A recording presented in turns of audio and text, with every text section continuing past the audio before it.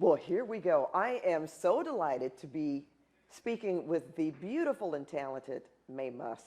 Maye, when people see this interview, they're going to look at you and say, oh my God, I know who she is. That's that beautiful woman who looks half her age, who does international modeling. So tell me about some of the campaigns. Where would people know you from?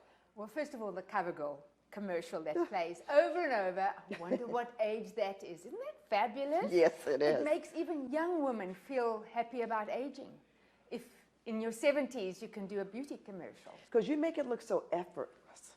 Well, it's, you know, I'm looked after well. I mean, they treat me so beautifully, so it does feel effortless. But to be in good health and look good in your 70s, you really have to eat well. And you have to be happy, and you have to, you know, mix with happy people so that you don't have misery around you, which is aging. I love that. You talk about that in the book, and Right. we're going to get to that. But of course, I also have to get to the question about who your children are.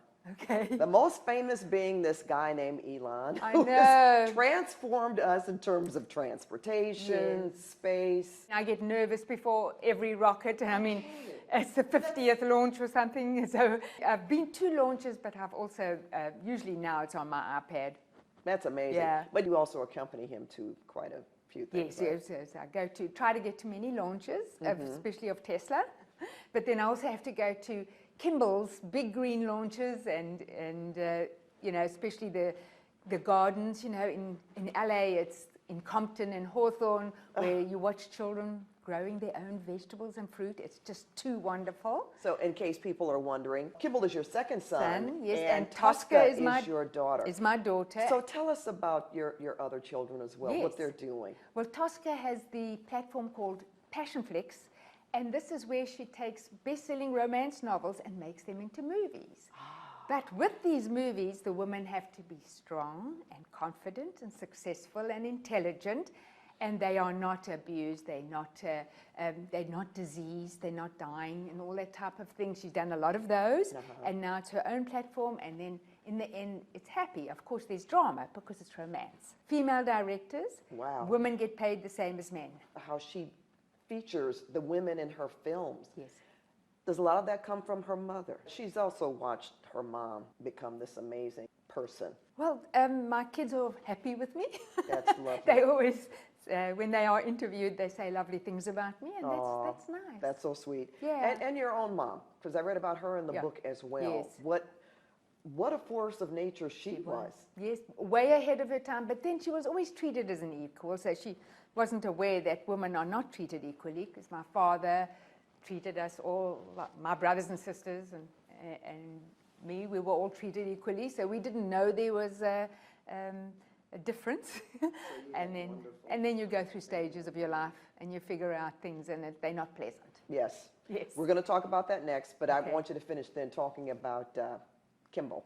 Yes. Because you mentioned the gardens and Yes. how'd that come about? Well, that came about when he broke his neck. Oh. He was inner tubing with his children, broke his neck, and he was 2 months lying flat. I mean, it was horrifying. Oh, my. And he's got a 6-inch bolt in his neck. And then he just said, you know, even though we went through poverty, you know, peanut butter sandwiches and bean soup, we always had enough fruits and vegetables, and many children don't have enough. And so that's when he decided he's going to build vegetable and fruit gardens in Colorado, because that's where he lives. And then he found the gardens fell apart and the teachers don't have time to help with the gardens. So then he said, I have to start this big green non-profit. And he always has about 100 gardens in a city, so that his team will then teach the children. The children have to do all the work, you know, put the dirt into the containers, and then they have to plant the seeds, but they have an expert gardener teaching them how to do it. Okay, so people who are hearing this and wondering, you know, I know you let your children follow their own path. Yes. And that's one thing that you Yes. also write about here. Right. The people that you love, let them go their way. Right. And you didn't just, you want to go to school? Did they pay for their own school? They had to get loans and they had to get scholarships because I couldn't afford it, you know. And even my 2 Master of Science degrees, I didn't do them because I had money. I couldn't afford to do it, but then I got scholarships to be able to do research work that the medical faculty wanted me to do. You know, that all sounds like planting the seeds. And whether you knew it or not at the time, even planting seeds in your children, which explains, in a way, just how you were brought up. So I want you to take me back to the beginning. I know you were born in Canada. Born in Canada, and can you imagine at 2.5, we were on a cargo ship coming from Canada to South Africa in 1950.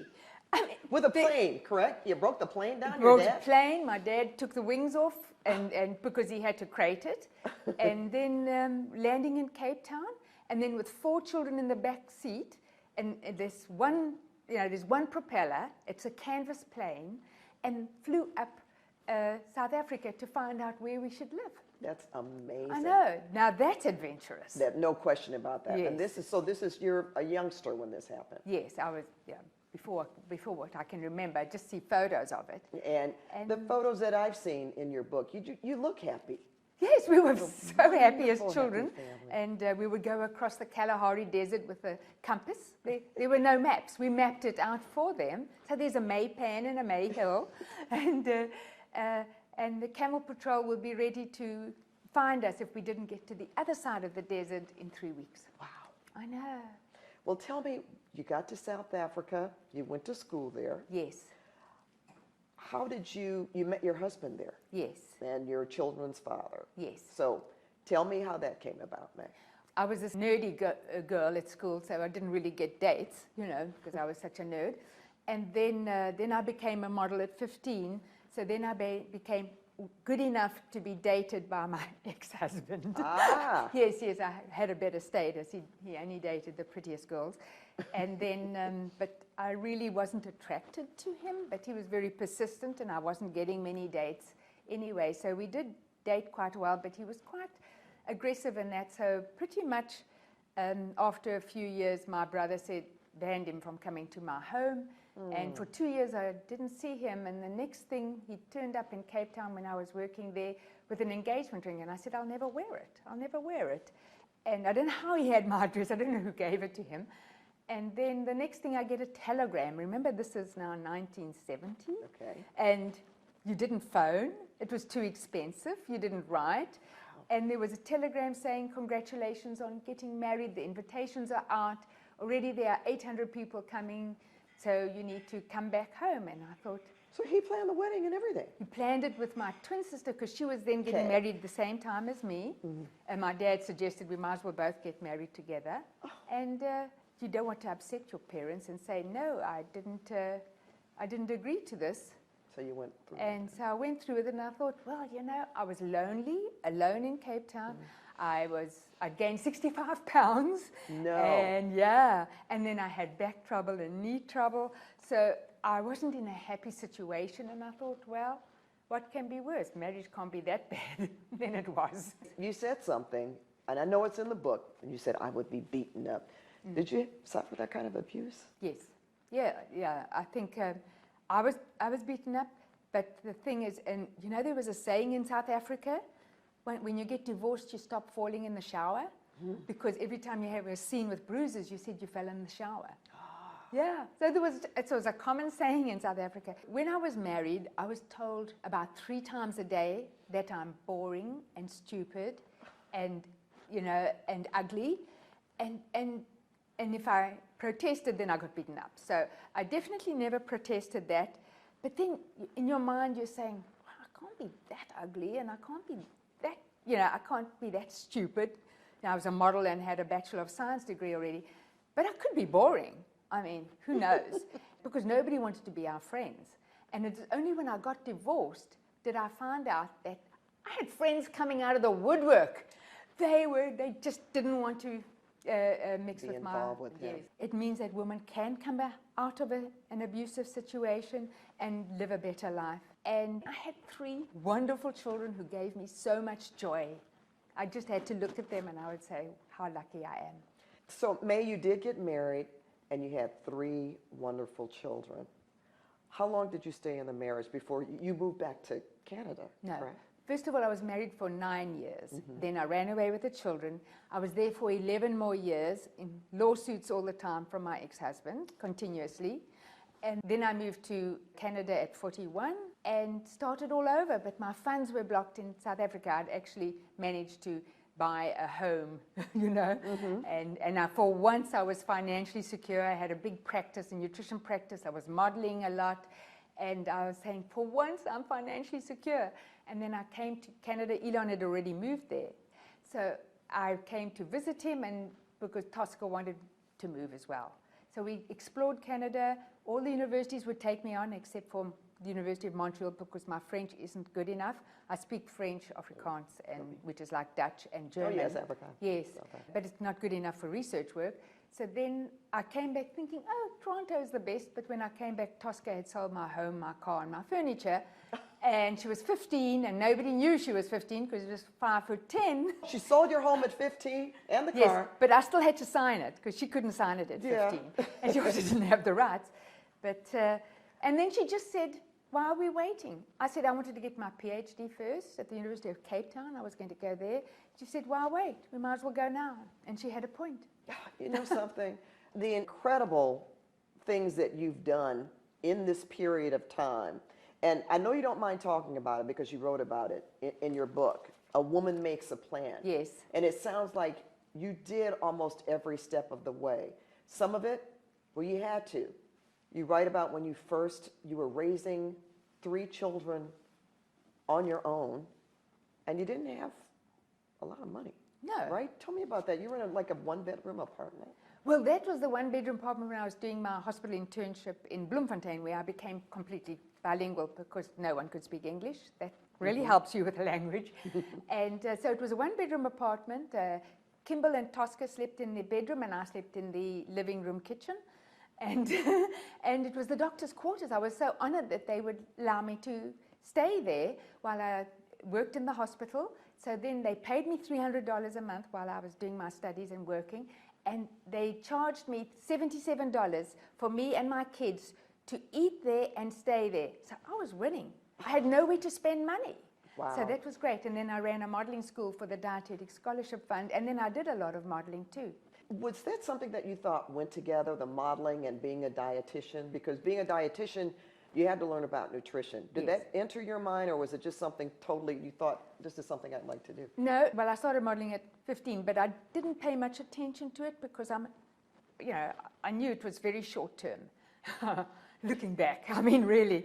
And then, so then I did the Bachelor of Science degree, but I never let modeling interfere with my studies, and I didn't interfere with my work as well. And so then if they wanted to book me for a modeling job, I needed 3 weeks notice that I didn't book clients that day. And I wouldn't do more than 4 days a month. All right. But I was always surprised that they still wanted me that much. Remember, as you get older, I was the oldest model in South Africa, then the oldest model in Canada, then the oldest model in San Francisco. And then actually in New York, there were models my age. You know? Why do you think that was? As I was getting older, they weren't accepting them. But then they would about you. Yeah, I don't know. I was, I'm gonna look at whatever it is, But wait a I'm minute. happy. Let's go back, because you told me you were a plus-size model before.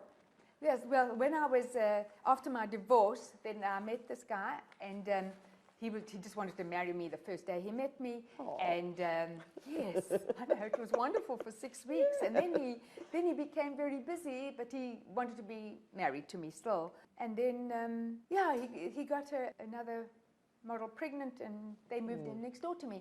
And so I was engaged to him. He'd had a surprise engagement party after I refused to see him.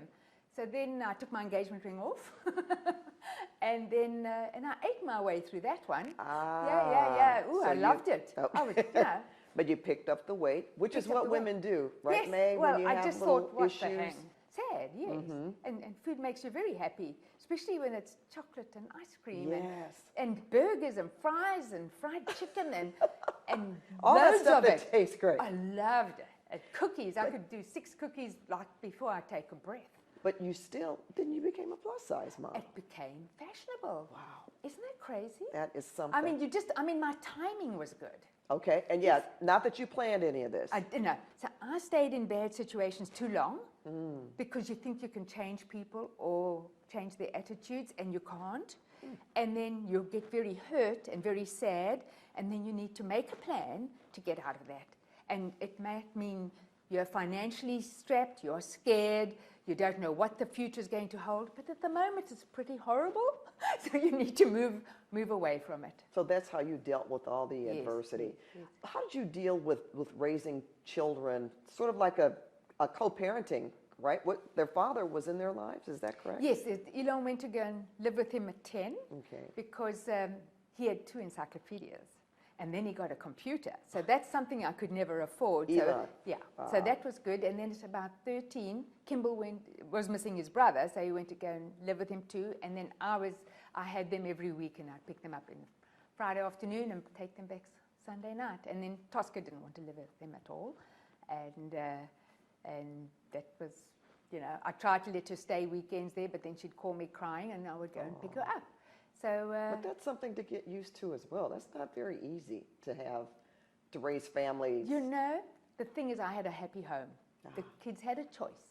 And we all have a happy home now, you know. Yes. We love spending time together, and we used to spend weekends together because then my twin sister's kids were their best friends. Oh, Yes. that's wonderful. Yes. What would you say your kids have learned from you? I think they saw me working all the time. I would start at 7:30 in the morning, getting them to school, all right? And then I would start seeing clients at 8 in the morning, and I would finish at maybe 7:30 at night if I wasn't teaching in the evenings.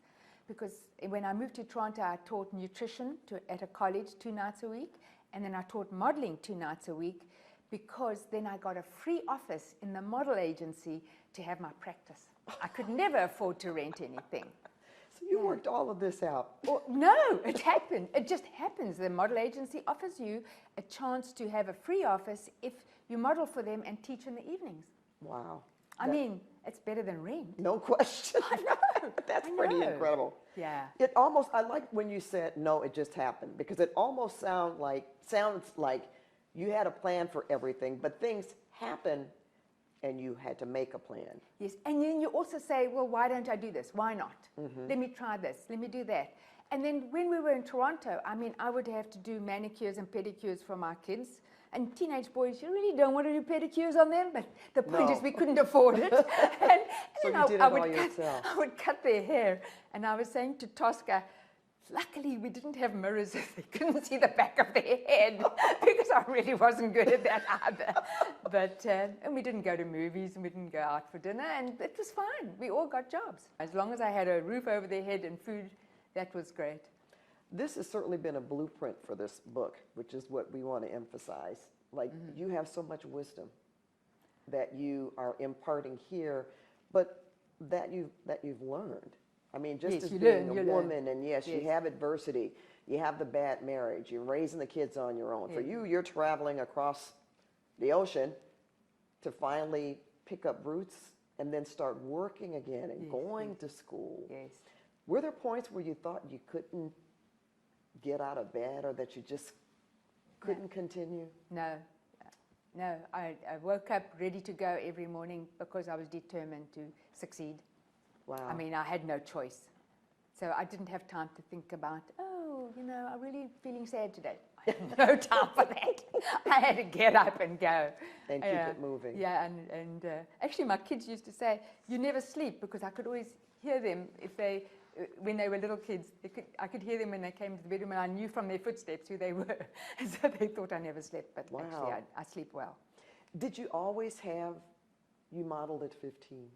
Probably, I'm sure, because you were so gorgeous, how you looked, your height. But did you always feel that, you know, you had the grace or the movement to carry it off? I know you did other things as well, but we ended up back to you modeling in such a huge way, a supermodel. Now I'm a supermodel. At 69, I became a supermodel. So, you know, keep in there, keep going. 69, you became a supermodel. Because that's when I got the big CoverGirl contract. Wasn't it? A beauty contract at 69. I mean, it's every model's dream to have a huge beauty contract. And I've done beauty jobs before, but never with your name attached, and never as huge as this one.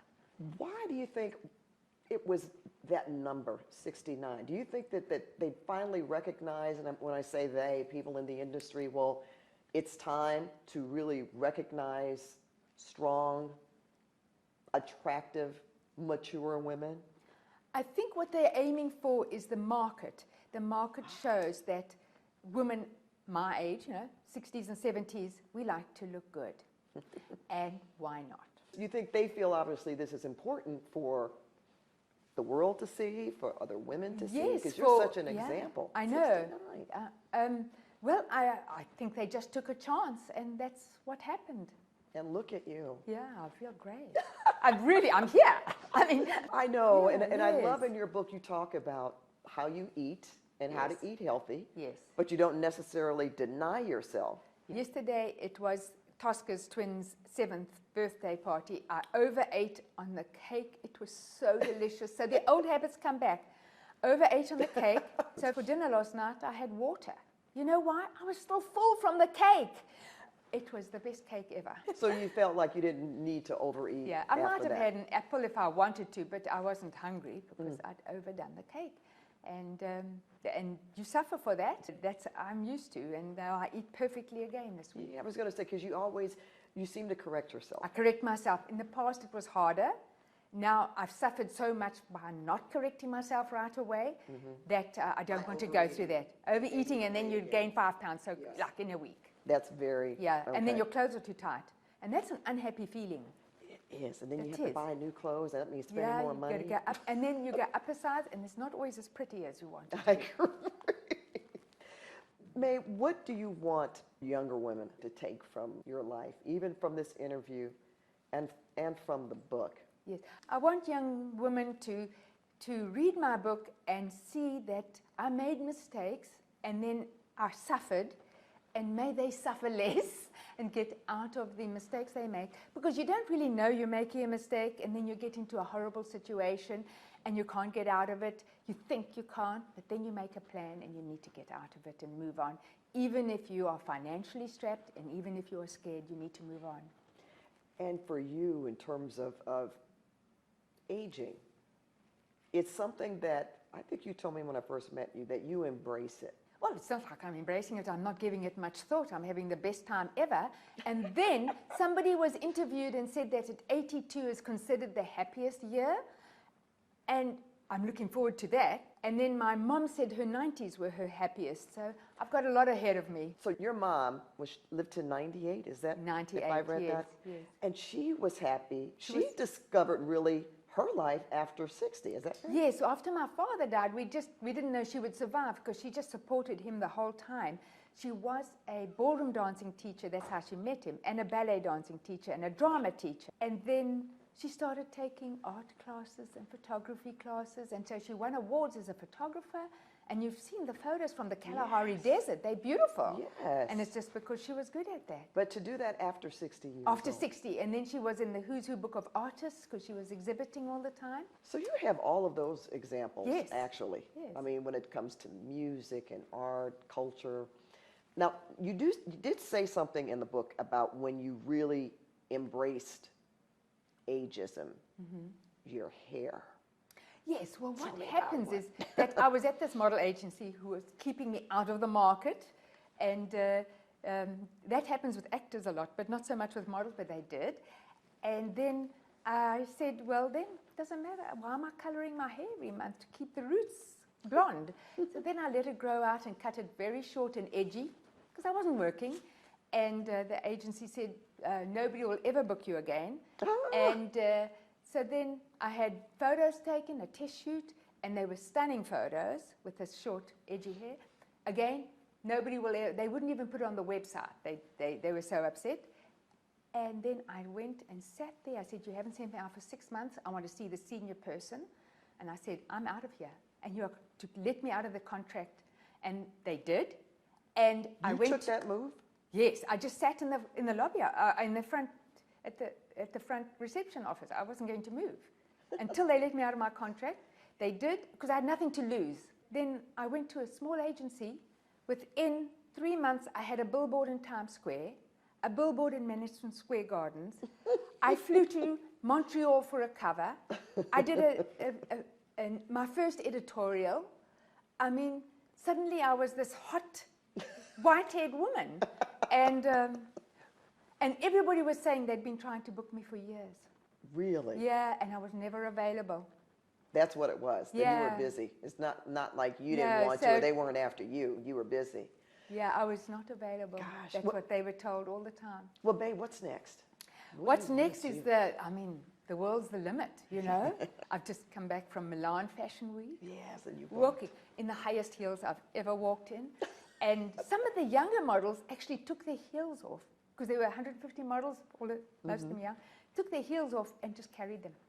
But you walked in yours. I didn't know I had the option to take them off. And I walked in those. And I got a fashion award, and now I'm going to Canada for a fashion award.